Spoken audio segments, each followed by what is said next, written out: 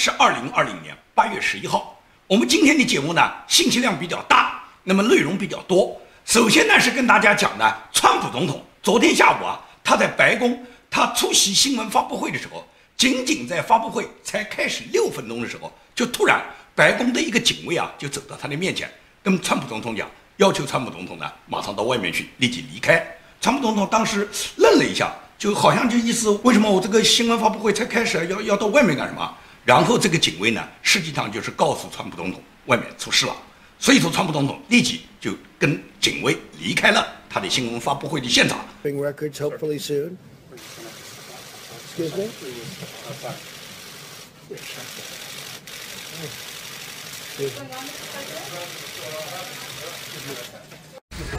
What's happening?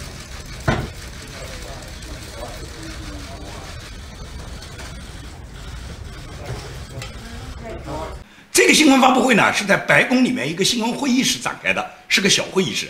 以前呢，川普总统在这个小会议室呢多次举行过新闻发布会。那么这个警卫把川普总统叫到外面去以后呢，我就看到整个这个视频，你可以看到，川普总统坐在第一排的有一个是白宫的工作人员，他立即就把川普总统他的这个讲义呢，就把这个讲义夹就把它收起来了，因为这个讲义夹会被记者呢上去偷拍川普总统的讲话的内容的。所以说这个工作人员他很敏捷，他立即就把川普总统的讲义夹先收好。那么别的记者呢都不知道在发生了什么事，很多记者都问啊 ，What happening 啊，发生什么？然后有的记者反应就很快，马上就跑到窗口往外拍。实际上大家都知道肯定是出事嘛。那么出什么事呢？原来就是白宫外围有这么一个枪手，这个枪手呢他已经带着枪接近了白宫这个围墙。这个位置离川普总统发布新闻发布会的现场啊，只有20多米远，所以说是很近了。这个白人的这个枪手呢，他携枪呢已经闯入了白宫外围的禁区，在警察不断对他警告，让他不能够走，并且要放下武器的情况下，他根本置之不理的时候，然后白宫的外围的警察呢对他开了枪，一枪就打中了他的肚子，然后呢这个人呢就被警察制服了。那么这个疑犯在被制服以后，在特勤局卫队确认已经恢复安全的情况下，川普总统才返回了新闻发布会现场，坚持完成了当天的新闻发布会。当时呢，就有记者提问他有没有受到惊吓，川普总统的回答就是：你觉得我受到惊吓了吗？这个世界本来就是危险的，对于我来讲，这个一点都不新鲜。这是川普呢，可以讲叫镇定自若。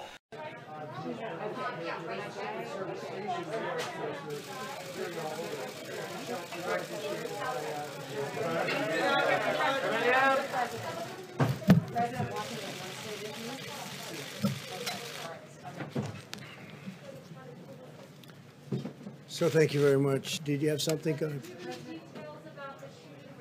No, there are no details. We just found out just now. It was outside of the White House, this area right over here. And they'll have details for you in a little while. Somebody is taken to the hospital. It seems that the shooting was done by law enforcement at that person, at the suspect. It was the suspect who was shot. And this just took place. A couple of people outside. I noticed a man named John Roberts, who you know very well. He reported that he heard shots. He was outside and he heard 2 shots. 那么后来根据媒体了解到的情况是什么？是一个白人持枪男子，他在白宫呢禁区外面，在特勤局对他不断的警告的情况下，他无视呢放下武器的禁令，仍然呢强闯禁区，然后警卫队呢就对他开枪，这一枪呢是打中了他的腹部。我们给大家看一段这个视频。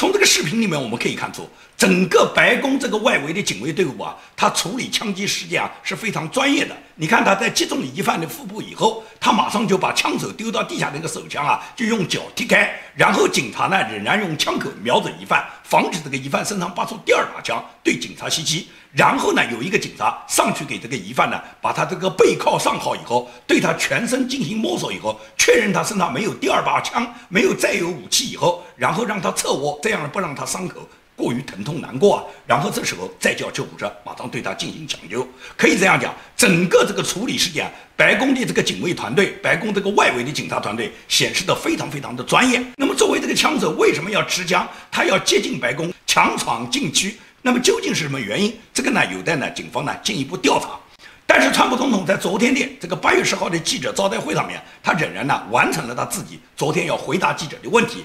当时呢有很多记者问他呢关于中国的问题，川普就说，对于中国这个问题啊，我已经谈得太多了。现在美国已经向世贸组织提出，中国已经不能继续呢作为发展中国家继续霸占美国和世界其他发达国家的便宜，他们的欺骗呢应该到此为止了。Jennifer, please. Can you give us an update on China? Do you think your administration will respond to the sanctions that China announced this morning on American officials? Well, we've already responded in many different ways. We're talking a lot about China, talking on the WTO, the World Trade Organization. China's treated much differently than we are. This should have been handled many years ago when it first happened, but they're treated as a nation that's developing. They're treated as what they call a developing nation, which gives them tremendous incentives and advantages over and above what the United States gets and over and above what other countries get also.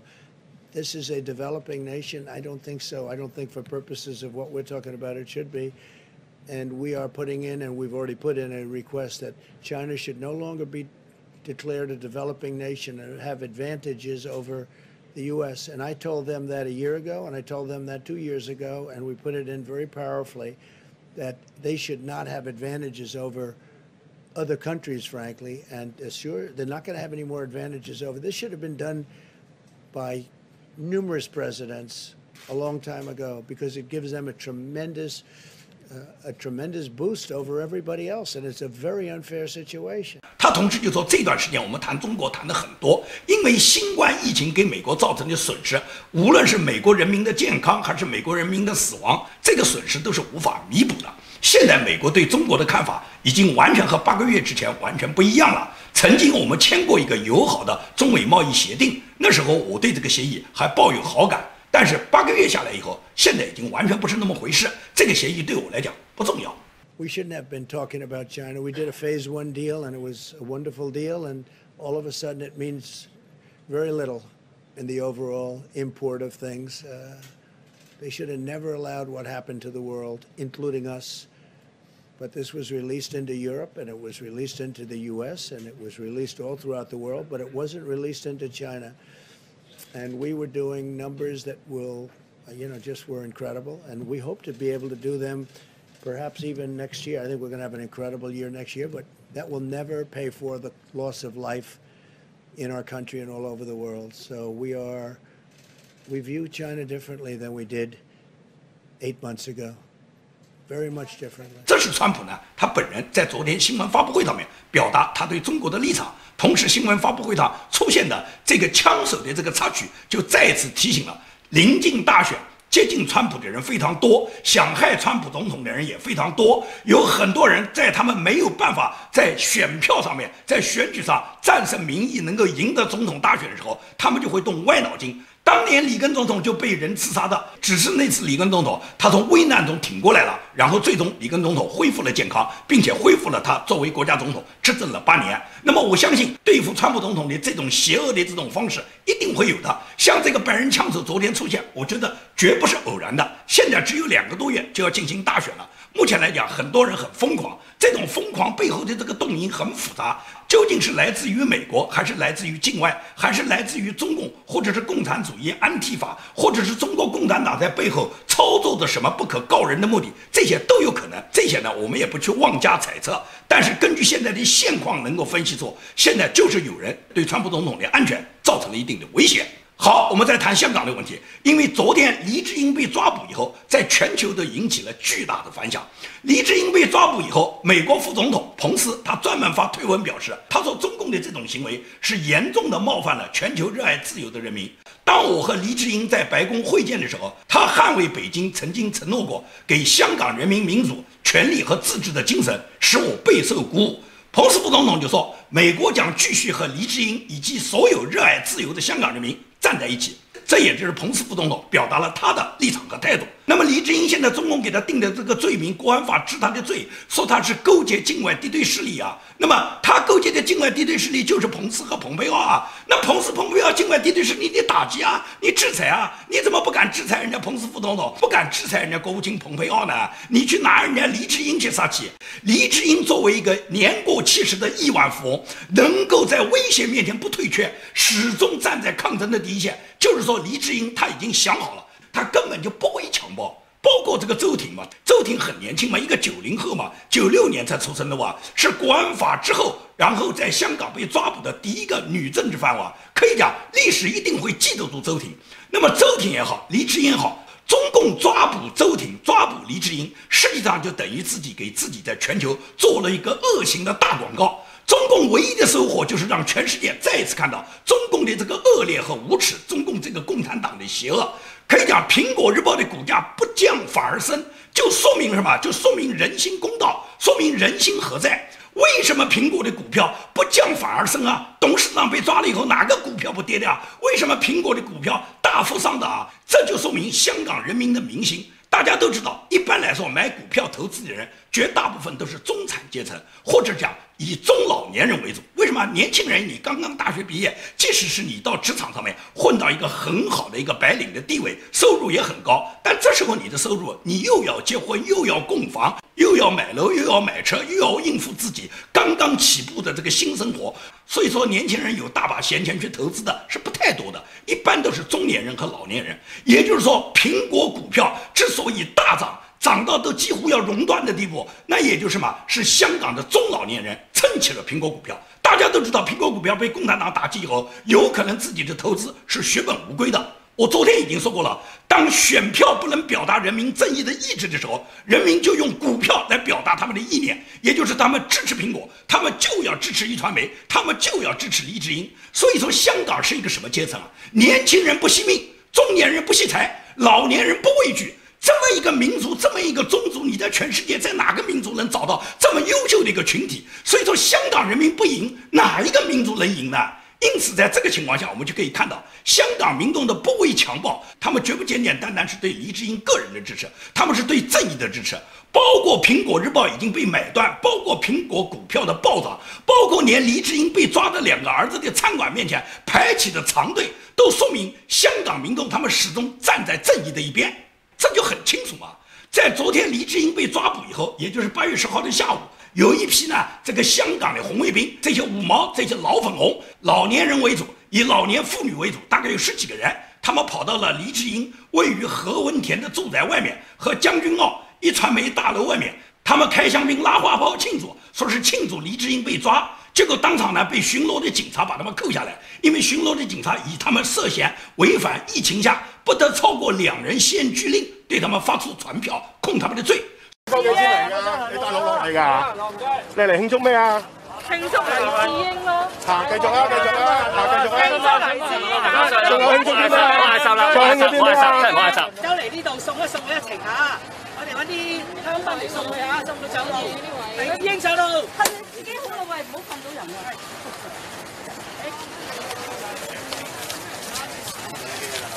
係啦，啱呢位女。係現場嘅人士，呢個警方嘅警告。我哋5分鐘。你聽我講先。呢個警方嘅警告，你而家涉嫌違反香港法例599G章預防及控制疾病禁止群組聚集規例。而家法例係規定唔俾超過2個人喺一個公眾嘅地方聚集。我而家警方俾一個警告你，命令你立即離開，否則我哋可能會將你檢控。你都係過嚟。佢唔係。你揸住支嘢仲話唔睇？過嚟。嗱，你我問你㗎，我其實想開。我知你哋有共同嘅目的喺度聚集，已經涉嫌違反限聚令啦。好啦，小姐唔好講咁多，唔使講咁多，身份證放低佢，叫佢埋過嚟。我同你睇打一個。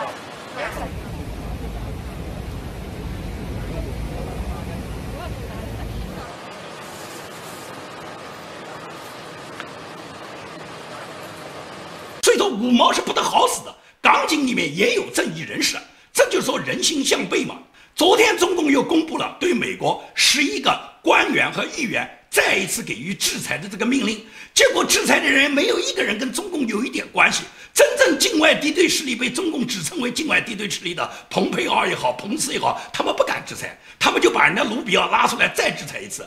美国参议员卢比奥这次被中共制裁，就又排在了第1名。所以说，整个总统白宫的幕僚班子都在祝贺他，都在开他的玩笑，都在问他：你在中国包了多少个二奶啊？有了多少个私生子啊？豪宅买了多少啊？人民币成了多少个亿啊？卢比奥就变成了双料冠军啊！整个白宫都在祝贺他，你看看白宫，大家都在嘲笑他，都在开他的玩笑，都在祝贺他。卢比奥都笑死了。卢比奥被中共已经拉出来制裁了2次，我不知道中共这个账是怎么算的。制裁2次和制裁1次的区别在哪里？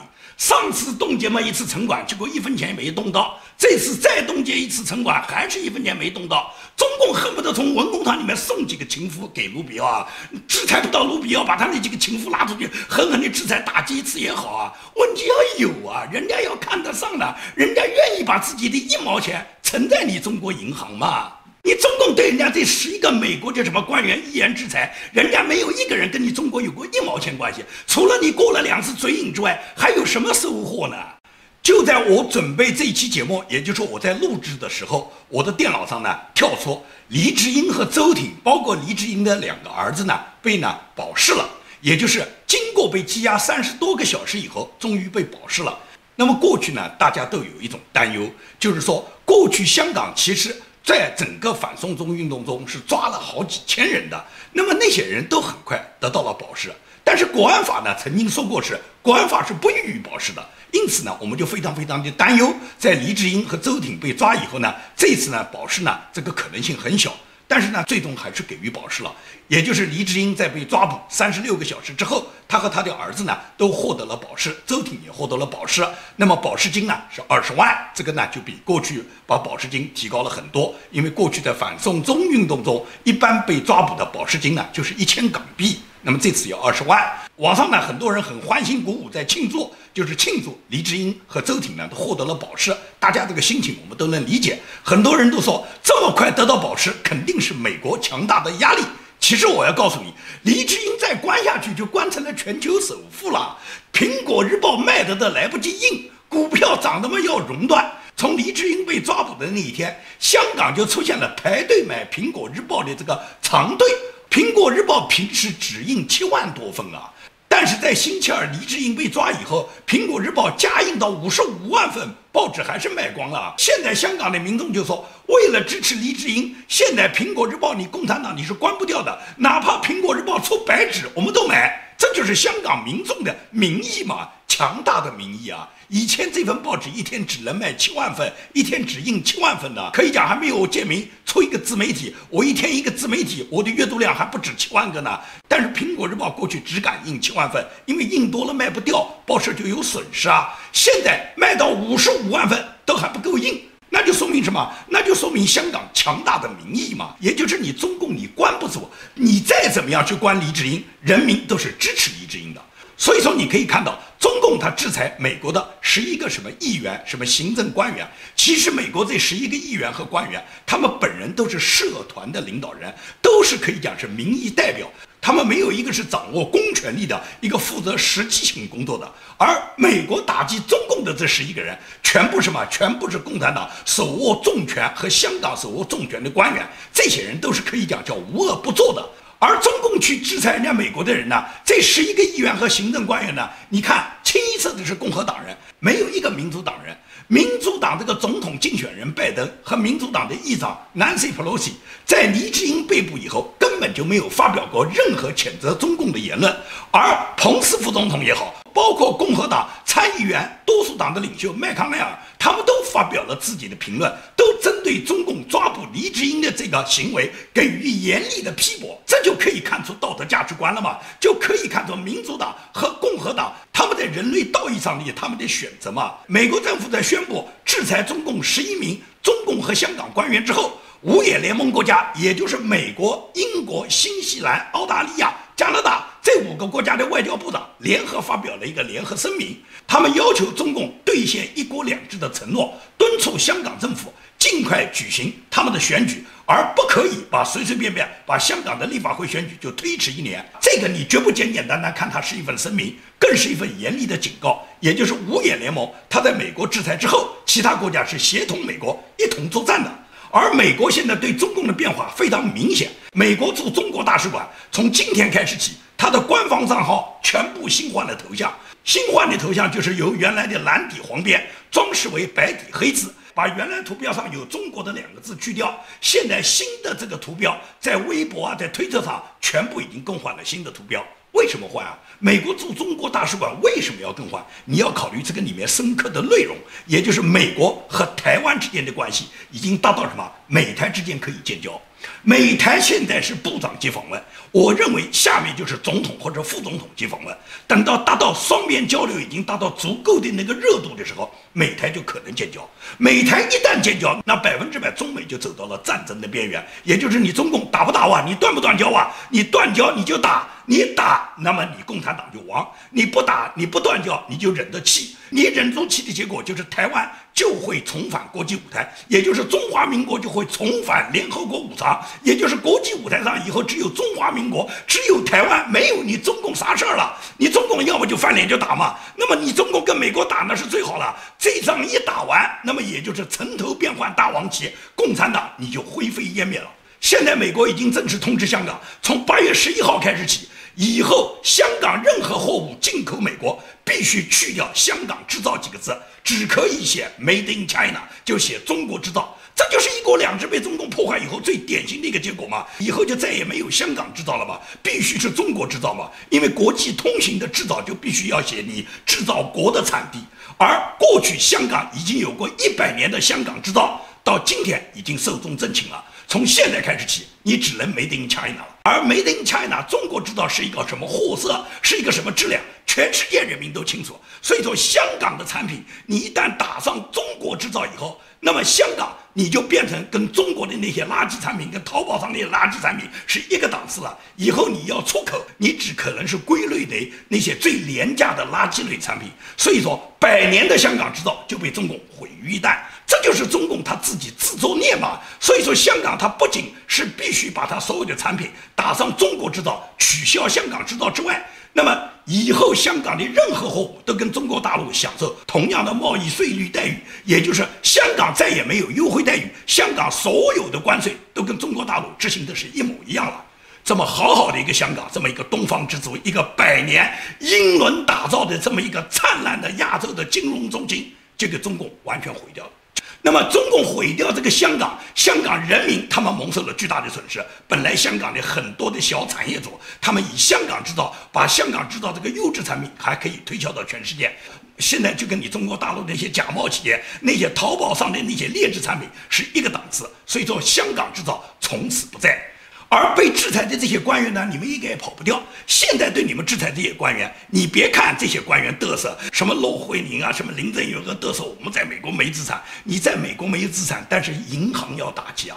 这个银行打击绝不仅仅是外资银行你存不存钱的问题啊，任何一个开办美元业务的银行都不能做你们的生意啊，你们最后连信用卡都没有啊。你别以为境外的银行不行，你在中国银行也不行啊。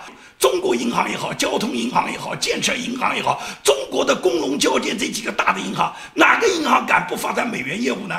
那么有美元业务的银行就必须不能对你提供服务。只要他们敢对你提供服务，这个银行里面只要有一个职员把这个银行对你提供服务的那个报表传到美国，那么这个银行就要被美国罚个几百上千亿。你觉得哪个银行发得起哇？现在所有的银行都要跟你们划清界限哇！新唐人专门做了一个片段，对所有的银行制裁这11个人，然后他们这11个人可能导致的这个结果，人家说明得很清楚嘛。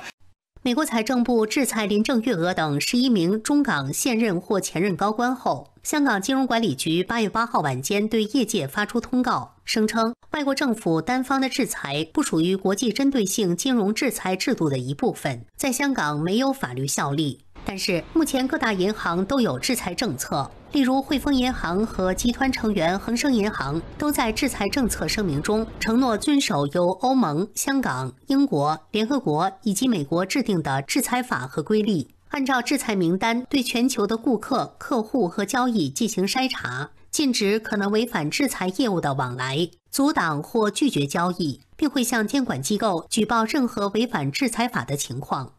渣打银行集团也在制裁政策声明中明确定义，受制裁对象是被英国、欧盟、美国或联合国任何一方或多方指定为制裁目标或对象，和他们单独或合计拥有50%以上股权或拥有控制权的实体。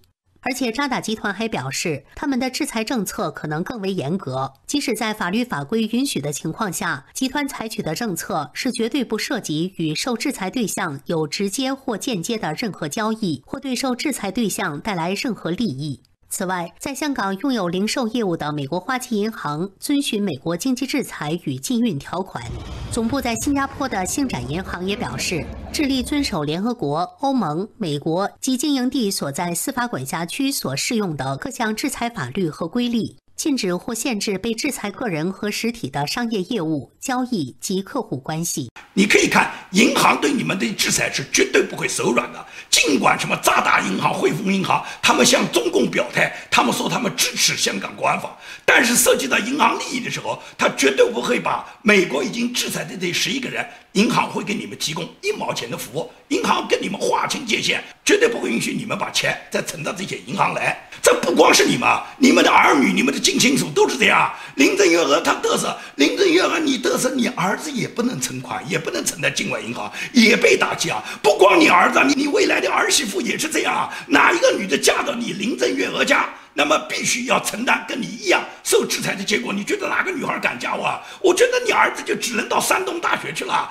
到中共去享受跟黑人学生一样的待遇，还不一定享受到黑人学生待遇。黑人学生有3个女学伴，有10万块，你儿子到中国去还未必能拿到这个10万块。这就是这个结果啊！你说美国为什么打击会连累到亲属？你共产党不连累啊？黎智英被抓，我可以讲黎智英是一身肝胆大义凛然，但是我认为黎智英是肯定没有想到他2个儿子也会被抓的。但是这就是中共啊，中共他就专门会抓你的亲人来绑架你，共产党就是专门这么干的。